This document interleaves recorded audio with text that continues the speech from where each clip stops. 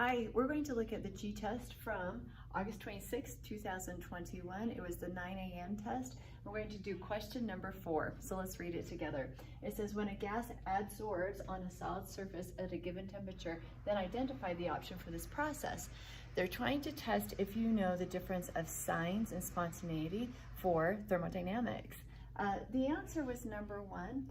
Notice delta H is less than 0, delta S is less than 0. Let's talk this out. Let's first talk delta H. So when you have a gas do this adsorb onto a surface, so you have the random gas absorb onto the surface, is almost always exothermic. And remember, exothermic means it releases energy. Here, a couple of ways that you could write it. Negative delta H for exothermic, or negative is going to be less than 0.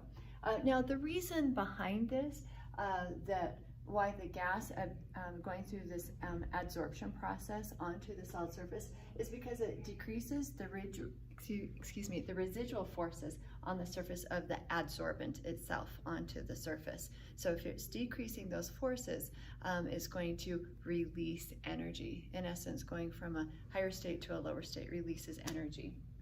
Nice. What I recommend, just memorize that when you have a gas going to that solid, absorbing on that solid, releases energy, more stable, so it releases energy. Now, delta S, very logical on this. You have the random motion of the gases, so a lot of disorder, and when the gas adsorbs onto the surface, it becomes more ordered. So if you're going from disorder to order, non-spontaneous, your sign on that is a negative delta S. Now, if you need an overview on signs, look up above. I'll also put it down below in the description. A great overview of all the signs, delta G, delta H, delta S. Watch that video, okay? And it will help you.